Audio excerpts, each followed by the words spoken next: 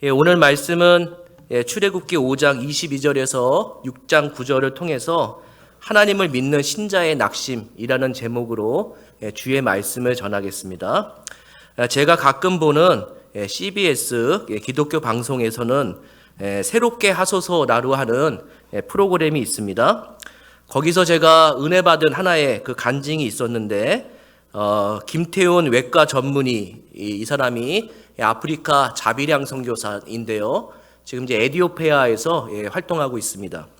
이분의 간증이 상당히 좋았습니다. 이 사람은 우리가 아는 것처럼 제일 좋은 대학 나왔고요. 제일 좋은 대학병원에서 근무하고 있었다가 하나님의 소명에 따라서 부부가 아프리카 선교사로 이제 가게 됐습니다. 그리고 에티오피아에서 부귀영화를 포기하고 한 2년 정도 헌신했는데 그만 이 김태훈 선교사에게 파킨슨병이 왔고요. 지금까지도 파킨슨병 때문에 고생합니다.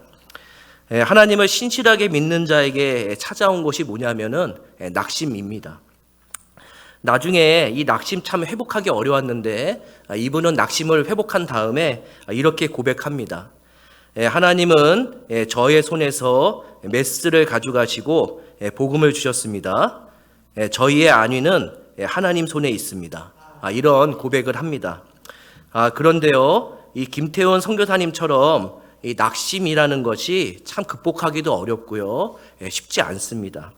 특별히 이 신앙적인 낙심은 왜 어렵냐면은 내가 믿는 하나님이 나를 버리는 것 같은 마음 때문에 정말로 배신감을 느끼기 때문에 쉽지 않는다는 거죠. 언제 낙심이 오는가? 사전적 의미로 낙심은 바라는 일이 이루어지지 않을 때 나타나는 상한 마음 상태를 얘기합니다. 그러니까 주로 이제 낙심은 내가 원하는 것이 일어나지 않을 때 생기는 마음 상태라는 겁니다. 직장 상사에게나 아니면 부모나 자녀에게 아니면 다른 사람에게 뭐 바라는 것이 있지만 그것이 원하는 대로 돌아오지 않을 때 낙심이 많이 찾아옵니다. 그런 걸 보면은 사전적 낙심은 세상에서 일어나는 일인데 주로 사람과 사람 관계에서 일어나는 것들, 이런 것들을 사전적 낙심이라고 보통 생각하는 것 같습니다. 한편 신앙적인 낙심은 조금 다릅니다. 물론 신자와 신자 사이에서도 낙심이 일어나지만 그거는 낙심이기보다는 실망입니다. 왜냐하면 믿는 사람이 어떻게 저렇게 할 수 있을까라고 하면서 실망하는 거죠. 신앙적인 낙심은 사람과 사람의 관계보다 하나님으로부터 실망하기 때문에 오는 이 상처가 낙심입니다. 고난이 왔을 때 하나님이 왜 나한테 이런 고난을 주셨을까라고 생각하면서 낙심이 오고요. 또 한 번의 낙심이 와요. 왜 하나님이 이 고난을 해결하지 않으실까? 그렇기 때문에 또 낙심이 찾아옵니다. 결국 우리가 신앙생활 하면서 낙심을 만나는데 이 낙심은 그냥 낙심이 아니라 갑절의 낙심입니다. 주로 우리에게 고난이 찾아왔을 때 낙심, 그 다음에 그 고난의 문제를 하나님이 시원하게 해결하지 않는 문제. 그렇기 때문에 갑절의 낙심이 결국은 신앙적인 낙심이라 할 수 있습니다. 오늘 우리가 살펴보는 이 사람 중에 모세도요, 낙심에 빠져가지고 헤어나오지 못합니다. 그는 과거에 세상적인 낙심, 사전적인 낙심에 빠져 있었습니다. 예전 왕자일 때 그가 이스라엘 백성을 구원하려고 했지만 실패로 돌아갔죠. 그러니까 실패가 힘들었던 것이 아니라 이스라엘 백성에게 따돌림을 당한, 사람에게 상처받은 낙심 때문에 40년의 광야 생활을 보냅니다. 그리고 지금은 어떤 낙심이냐면은 신앙적인 낙심이 찾아옵니다. 하나님이 명령해서 바로 왕에게 갔는데 바로가 어떻게 했어요? 하나님의 명령을 따르지 않고 이스라엘 백성에게 갑절의 고난을 줍니다. 하나님한테도 실망했고 다른 사람이 나를 미워하기 때문에 이 엄청난 낙심이 찾아옵니다. 우리 출애굽기 5장 21절 같이 한번 읽겠습니다. 5장 1절입니다. 그들에게 이르되 너희가 우리를 바로의 눈과 그의 신하의 눈에 미운 것이 되게 하고 그들의 손에 칼을 주어 우리를 죽이게 하는도다.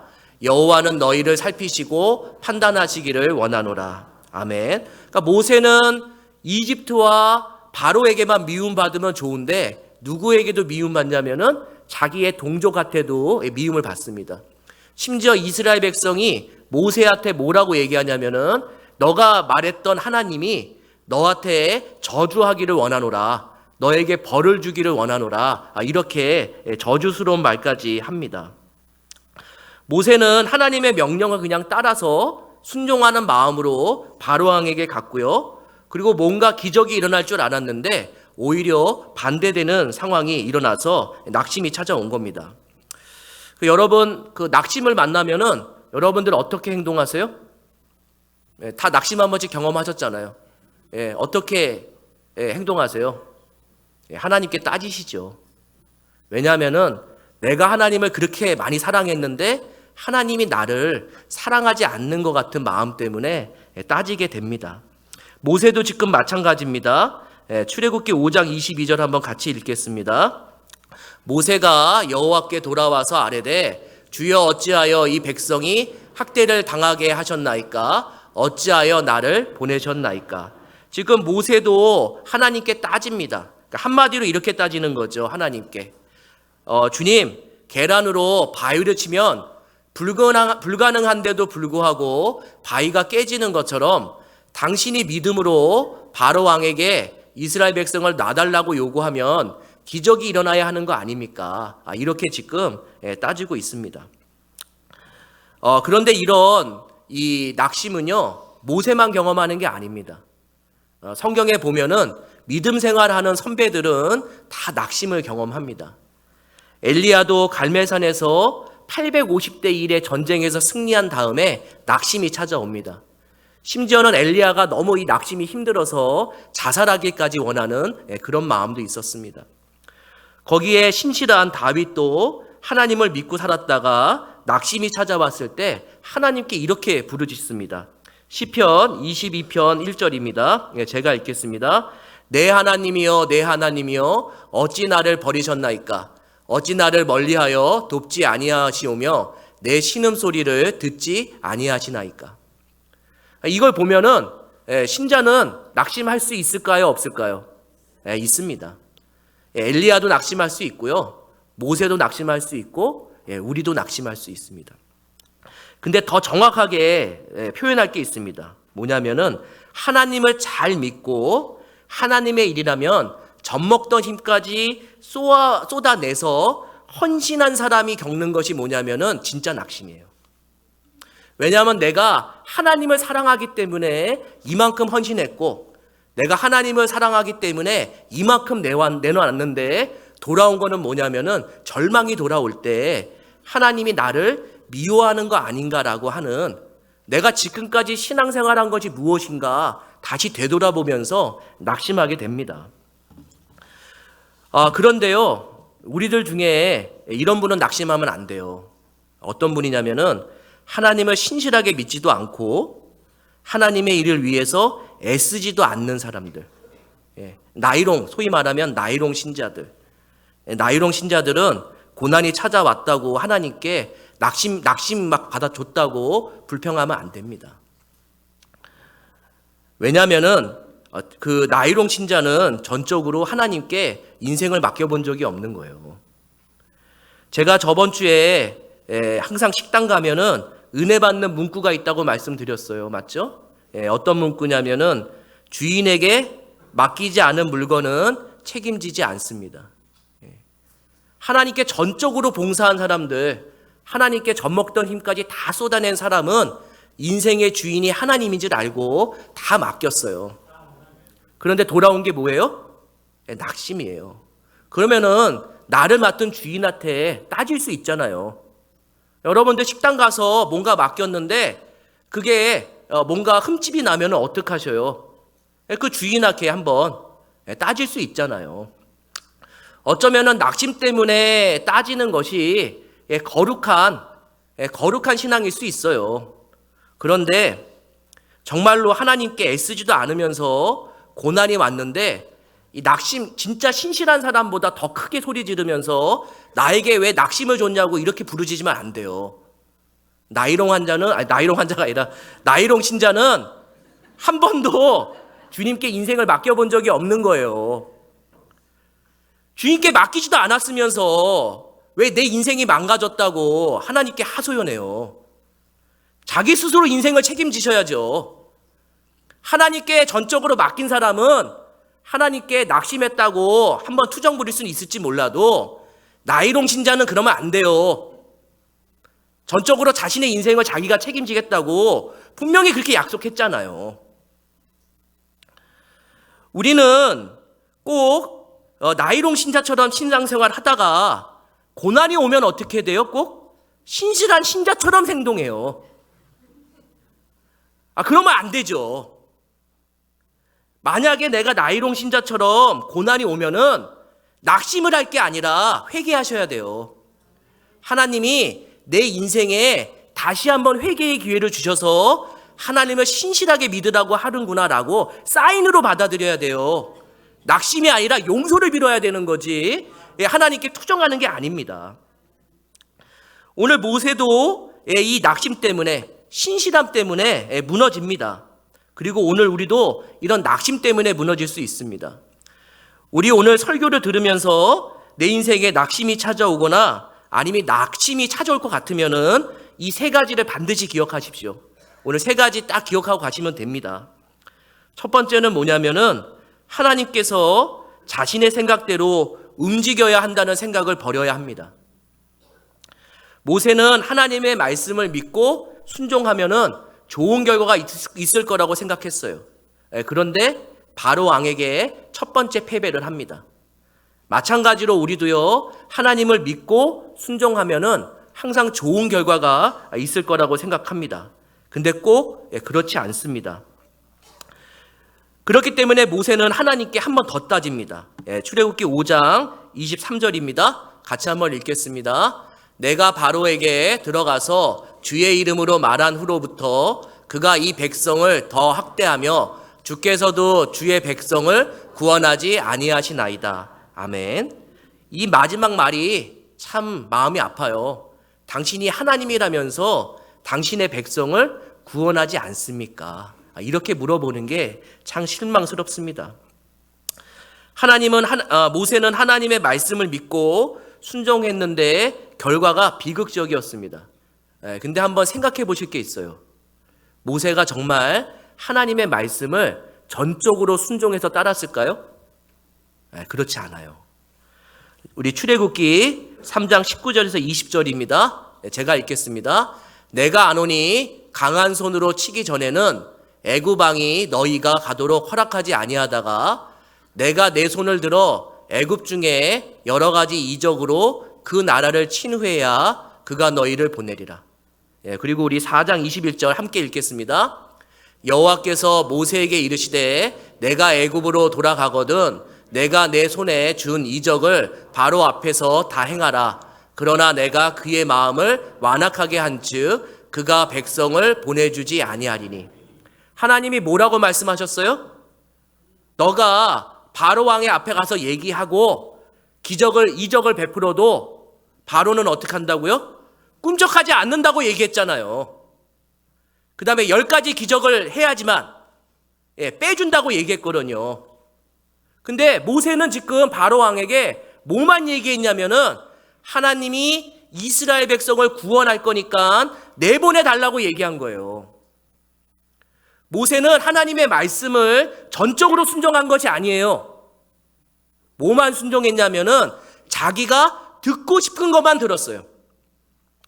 저희도 그러잖아요. 제가 설교하면은 기분 나쁜 건 어떻게 하세요? 못 들은 척 하시잖아요. 근데 듣고 싶은 건 다 어떻게 하세요? 그것만 들으시잖아요. 마찬가지예요. 지금 모세도. 모세는 분명히 2번이나 아무리 그렇게 해도 바로가 보내주지 않을 거라는 것을 알고 있었어요. 그러면 낙심하면 돼요? 안 돼요? 안 돼요. 더 기대해야죠. 10가지 재앙을 기대하는 게 모세여야 돼요. 근데 그는 자기 멋대로 하나님을 생각했고 자기가 하나님을 움직일 수 있다고 생각한 거예요. 그래서 낙심이 온 거예요. 우리가 언제 낙심이 오는지 아세요? 내가 하나님을 마음대로 움직일 수 있다고 착각했을 때 낙심이 와요. 그런데 이게 말이 안 되는 거예요. 하나님이 나를 움직여야죠. 왜 내가 하나님을 움직여요? 내가 하나님을 마음대로 움직여야 할 수 있고 하나님은 내 뜻대로 마음대로 해줄 수 있다고 생각하는 그 영적인 교만이 무엇을 만들어내냐면은 낙심을 만들어내는 거예요. 옛날에 어떤 이상한 수탉 한 마리가 있었답니다. 근데 이 닭이 이런 생각을 했대요. 아, 내가 새벽에 꽃기호하고 우니까 해가 뜨는구나. 야, 이거 어떡하지? 야, 내가 죽으면 이거 해 어떻게 뜨지? 야, 내가 이게 사명이야. 어떤 일이 있어도 새벽에 일어나서 지붕에서 꽃기호하고 반드시 울어야지 해가 떠. 안 그러면 우리 해 없으면 다 죽어. 이건 나 때문에 뜨는 거야. 이러더래요. 근데 며칠 후에 밤에 파티를 갔다가 이 수탉이 아침에 못 일어났대요. 그리고 낮에 일어났는데 해가 떠요? 뜨지 않아요? 해가 떠요. 우리도요 수탉처럼 신앙생활을 하고 있습니다. 내가 세상을 마음대로 움직이는 것 같고요, 하나님을 내 마음대로 움직일 수 있을 것 같죠. 그러니까 그것 때문에 내가 실망이 와서 낙심이 오는 거예요. 기도도 마찬가지예요. 하나님의 보좌를 왜 움직이려고 하세요? 그리고 하나님의 보좌는 내가 움직이려고 해도 움직이지도 않아요. 만약에 하나님의 보좌가 내가 기도해서 흔들리면은 하나님은 믿을 만한 존재가 아닌 거예요. 하나님은 절대불면인 거예요. 그는 흔들리면 안 되세요. 하나님을 내가 보좌를 흔드는 기도를 하는 게 아니라 내 마음이 움직이는 기도를 하셔야죠. 하나님이 내게 복종하기를 요구하는 것이 아니라 내가 하나님께 복종할 수 있도록 기도하셔야죠. 그리고 하나님이 내 뜻대로 움직이기를 기도하는 것이 아니라 내가 하나님 뜻에 움직일 수 있도록 기도해야 돼요. 그런데요, 우리는 너무나 교만해요. 영적인 교만이 어디까지냐면은 내가 하나님께 요구하면은 다 하나님이 응답하시고 움직일 거라고 하는 착각이 있어요. 그것도 병입니다. 그리고요, 자기 마음대로 하나님이 움직이지 않거나 응답하지 않으면은 하나님을 죄인 취급해요. 근데 어떻게 하나님이 죄인이에요? 우리가 죄인이죠. 우리 낙심이 왔을 때 한번 생각해 보셔야 돼요. 내가 교만해서 내가 하나님을 한번 움직이려고 하다가 내가 스스로 낙심에 빠진 것은 아닌가. 한 번쯤 생각해 볼 필요가 있습니다. 지금 모세는 하나님이 주신 낙심이 아니라 자기 스스로 빠진 낙심입니다. 두 번째는 하나님께서 분명한 계획을 가지고 준비하셨다고 믿으셔야 됩니다. 영국의 윈블런 테니스장, 그러니까 윈블런 경기를 하는 이 테니스장은 1년에 딱 2주만 개최하기 위해서 잔디 관리하는 사람이 1년 동안 돌봐요. 그러니까 2주를 경기하기 위해서 몇 년을 얼만큼 잔디를 관리한다고요? 1년. 그러니까 선수만 윈블런 대회를 준비하는 게 아니라 잔디를 관리하는 사람도 선수와 함께 1년을 준비하고 계획합니다. 이런 대회도요, 적어도 1년을 준비하고 계획합니다. 그런데 하나님이 이스라엘 백성을 구원하기 위해서 몇 년을 준비하시고 계획하셨는지 아세요? 430년. 430년을 이스라엘 백성을 자기 백성으로 만들기 위해서 430년 동안 계획하시고 준비하십니다. 그리고 우리는 모르지만 한 발 한 발 자신의 백성을 만들기 위해서 노력하십니다. 우리 6장 3절에서 8절 조금 길지만 같이 읽겠습니다. 내가 아브라함과 이삭과 야곱에게 전능의 하나님으로 나타났으나 나의 이름을 여호와로는 그들에게 알리지 아니하였고 가나안 땅 곧 그들이 거류하는 땅을 그들에게 주기로 그들과 언약하였더니 이제 애굽 사람이 종으로 삼은 이스라엘 자손의 신음소리를 내가 듣고 나의 언약을 기억하노라. 그러므로 이스라엘 자손에게 말하기를 나는 여호와라. 내가 애굽 사람의 무거운 짐 밑에서 너희를 빼내며 그들의 노역에서 너희를 건지며 편팔과 여러 큰 심판들로서 너희를 속량하여 너희를 내 백성으로 삼고 나는 너희의 하나님이 되리니 나는 애굽 사람의 무거운 짐 밑에서 너희를 빼낸 너희의 하나님 여호와인 줄 너희가 알지라. 내가 아브라함과 이삭과 야곱에게 주기로 맹세한 땅으로 너희를 인도하여 그 땅을 너희에게 주어 기업을 삼게 하리라. 나는 여호와라 하셨다 하라. 아멘. 우리가 읽은 데에 보면은 하나님에 대한 호칭이 두 가지가 나와요. 하나는 전능의 하나님, 엘샤다이라는 말이 있는데 이거는 아브라함과 이삭과 야곱과 요셉과 언약을 맺은 하나님을 의미합니다. 이 족장 시대에 족장들에게 하나님은 뭐를 얘기하냐면은 너희들이 애굽에 종살이 했다가 내가 구원해서 가나안 땅으로 보낼 것이다. 여기까지만 알려줘요. 그런데 모세에게 알리신 하나님은 누구냐면은 여호와 하나님. 여호와 하나님은 다른 하나님이 아니라 모세에게는 이제 어떻게 구원하실지를 실제적으로 하나하나 조목조목 구체적으로 알려주시는 하나님을 의미합니다. 지금 모세를 통해서 어떻게 얘기하냐면은 아주 구체적으로 바로의 무거운 짐으로부터 빼고 그 다음에 속량함, 너의 어린 양을 죽여서 예수 그리스도의 피로 죄 사함을 받게 해서 그 다음에 뭐를 하냐면은 가나안 땅을 너희에게 주겠다. 이렇게 구체적으로 자신의 준비와 계획을 모세에게 이야기합니다. 그리고 이대로 할 것을 약속하십니다. 중요한 부분이 있습니다. 출애굽기 6장 7절입니다. 같이 보겠습니다. 이 노란색 부분만 같이 읽겠습니다. 너희는 내 백성으로 삼고 나는 너희의 하나님이 되리니. 너희는 내 백성으로 삼고 나는 너희의 하나님이 되리니. 이 구절이 어떤 구절이냐면은 정말 은혜로운 구절이에요. 고대 근동에서 다른 아이를 내가 입양할 때 입양 계약서에 반드시 명시하는 문구입니다.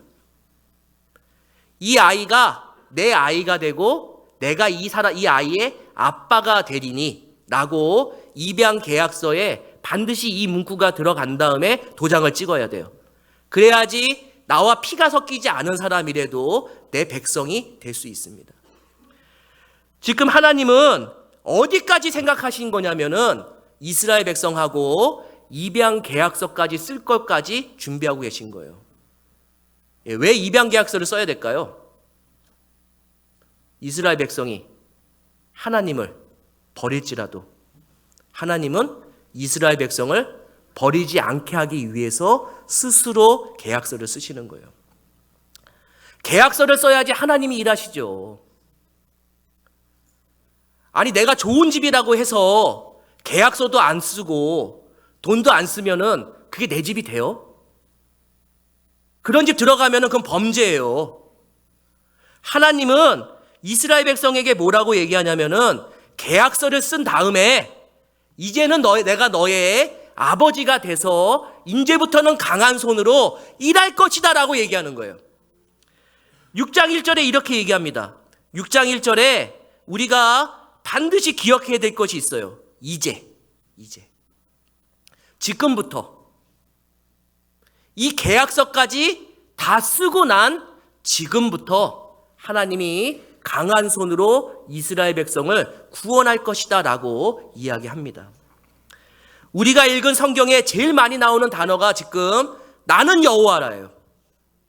나는 여호와야. 나는 너희의 하나님이야. 의심하지 마. 이제는 계약서까지 썼고 도장까지 찍었잖아. 뭘 이렇게 의심해? 이제는 내 강한 손이 어떻게 일할지를 너희가 봐. 낙심하지 마. 지금 이렇게 이야기하고 있습니다. 우리도 고난 중에 있고요. 낙심 중에 있어서 힘드시죠? 안 힘드세요? 예, 저만 힘드세요 다. 예, 예. 그런데 나는 힘들지요. 그리고 하나님이 안 계신 것 같지만 내가 힘들고 어려운 순간에도 하나님은 일하시고 계세요. 이 세상에 유일하게 24시간 일하시는 분이 있어요. 우리가 믿는 하나님이에요. 하나님이 주무시거나 하나님이 조시면은 이 세상은 유지될 수가 없습니다. 24시간 눈을 뜨고 계신 분, 졸지도 않은 분이 우리 인생에 고난이 찾아오거나 낙심이 왔을 때 내가 하나님이 없는 것 같다라고 생각할 때도 하나님은 여전히 자신의 계획과 준비에 맞춰서 우리를 구원하기 위해서 조금씩 일하시고 계십니다. 예, 그걸 믿으세요. 낙심에 내가 빠지고 있어도 살아계신 하나님이 나를 위해서 일하고 있다라고 하는 그 확신, 예, 그거를 믿으셔야 됩니다. 예, 우리 마지막으로는 어떤 거냐면은 하나님은 설교자의 설교를 통해서 신앙적인 낙심을 이기게 하십니다. 우리 6장 9절 같이 읽겠습니다.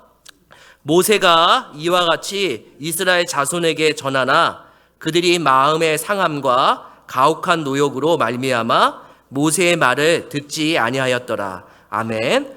거기에 보시면은 마음의 상함 이렇게 있는데 그게 원어로는 낙심이에요. 그러니까 얼마나 큰 낙심이냐면은 아주 짧은 한숨밖에 못 쉬는 거예요. 이렇게 긴 한숨이라도 여유가 있는데 지금 어떤 낙심이냐면은 아주 짧은 숨밖에 쉴 수 없는 절망의 낙심을 지금 경험하고 있습니다. 그리고 낙심뿐만 아니라 가혹한 노동으로 이스라엘 백성을 괴롭히고 있어요. 근데 하나님이 누구를 다시 보내요? 모세를 보내요. 그리고 모세의 설교를 다시 듣게 만들어요. 근데 이들이 모세의 말을 들을까요? 듣지 않을까요? 안 들어요. 하나님이 왜 모세의 설교를 들려지게 했을까요? 차라리 제가 하나님이면은 천사를 보내요.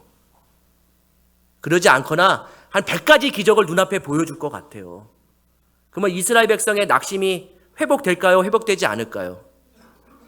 회복될 가능성도 있죠. 그러나 하나님은 그렇게 일하지 않으세요. 우리 인생의 낙심을 유일하게 해결할 수 있는 방법은 하나님의 말씀이라고 하나님이 그렇게 말씀하시는 거예요. 우리의 마음의 상함에 유일하게 회복할 수 있는 방법은 하나님의 말씀밖에 없어요. 청교도들이 이 낙심을 뭐라고 설명하냐면은 마음에 중풍 맞았다 이렇게 설명해요. 그리고 이 낙심을 뭐라고 표현하냐면은 손에 중풍 맞았다 이렇게 생각해요. 왜 그럴까요? 낙심이 오면은 마음이 움직이질 않거든요. 예. 낙심이 오면은 기도의 손이 어떻게 돼요? 올라가지 않거든요. 그래서 우리의 믿음의 선배 청교도들이 낙심 생긴 사람들에게 아유 저 친구 마음이 중풍 들었구나. 예, 기도의 손에 중풍 들었구나. 이렇게 해요. 근데 그들이 이렇게 얘기합니다.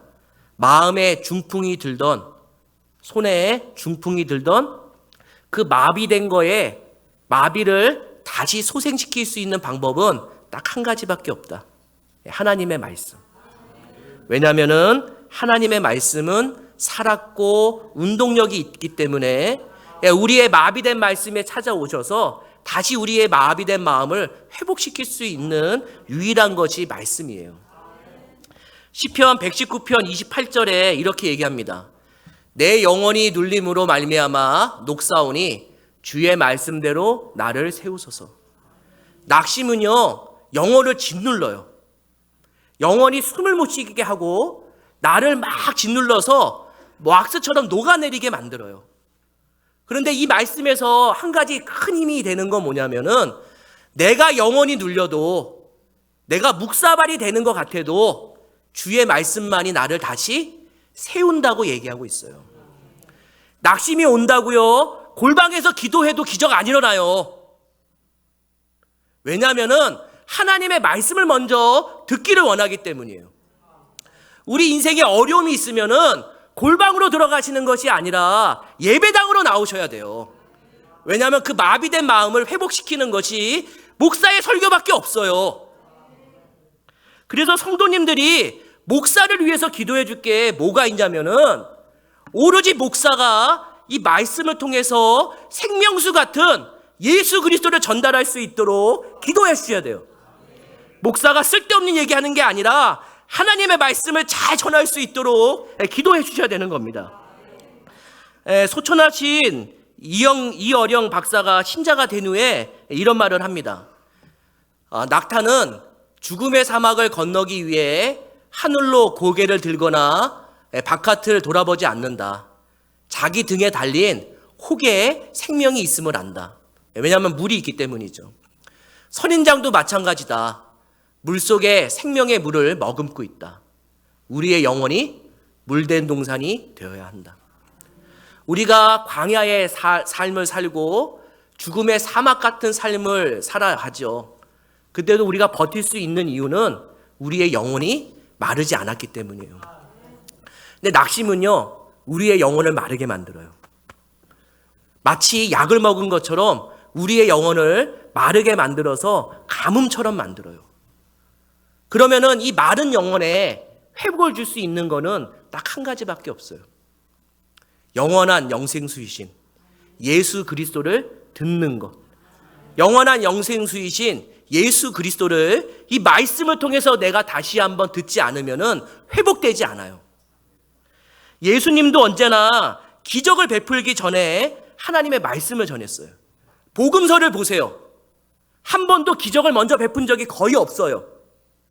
항상 예수님은 하나님의 말씀을 전한 다음에 기적을 베풀어요. 왜 그럴까요? 영원히 회복돼야지 기적도 감사함지를 알기 때문이에요.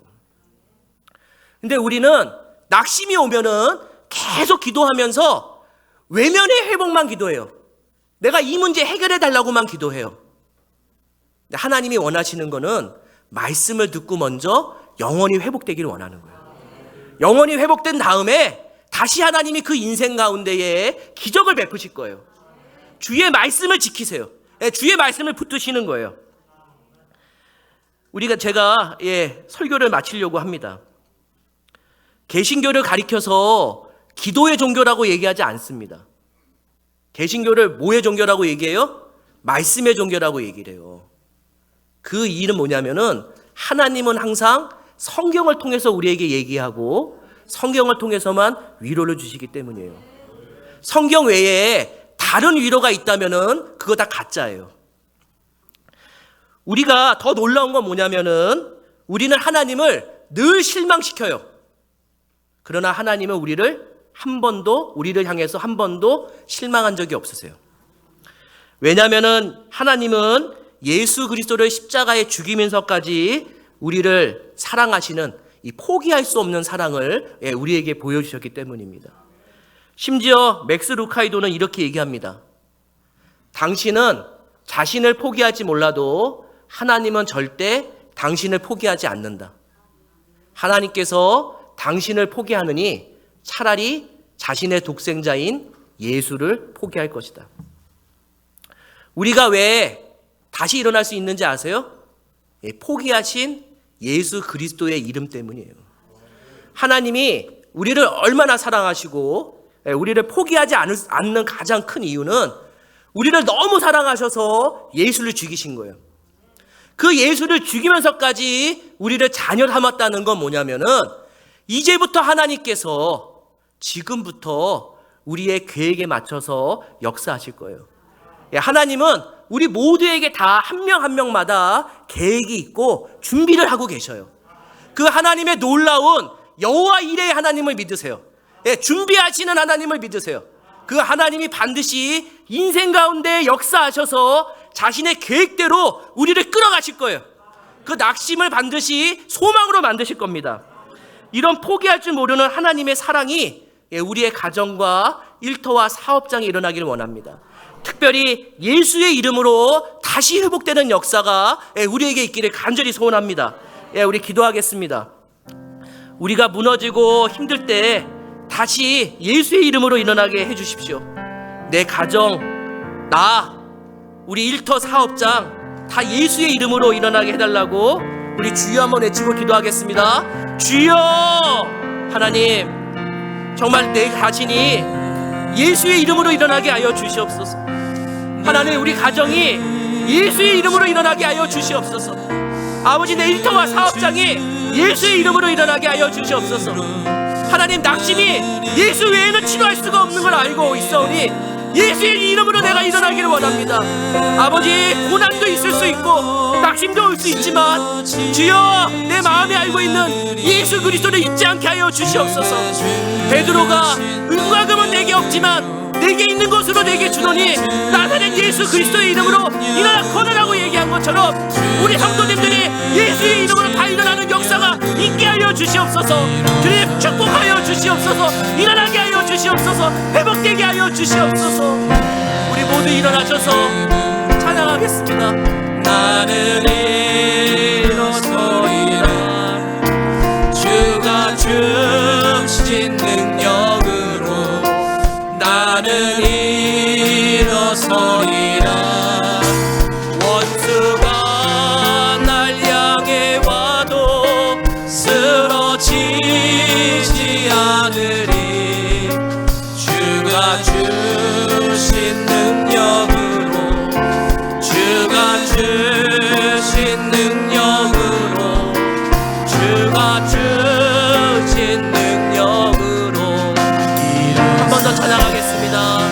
예수의 이름으로, 예수의 이름으로 나는 일어서리라. 주가 주신 능력으로 나는 일어서리라. 원수가 날 향해 와도 쓰러지지 않으리. 주가 주신 능력으로, 주가 주신 능력으로, 주가 주신 능력으로. 우리 한 번만 더 찬양하겠습니다. 큰 소리로 손을 들고 찬양하겠습니다. 예수의 이름으로, 예수의 이름으로 나는 일어서리라. 주가 주신 능력으로 나는 일어서리라. 원수가 날 향해 와도 쓰러지지 않으리. 주가 주신 능력으로, 주가 주신 능력으로, 주가 주신 능력으로 일어서리. 하나님, 내가 주님의 이름으로 일어나기를 원합니다. 하나님, 우리 가정이 예수의 이름으로 일어나기를 원합니다. 하나님, 일터와 사업장이 예수의 이름으로 일어나기를 원합니다. 아버지, 우리 상동 21세기 교회가 예수의 능력이 일어나는 귀한 교회가 되기를 원합니다. 하나님, 우리를 축복하시고 예수의 능력이 함께하게 하여 주시옵소서. 이제는 우리 주 예수 그리스도의 은혜와 하나님의 사랑과 성령 하나님의 교통 충만하심이 예수의 능력을 믿고 이 자리에서 고백하는 성도님들과 그들이 속한 가정과 일터와 사업장과 교회와 나라 위에 지금부터 영원까지 함께 계실지어다. 아멘.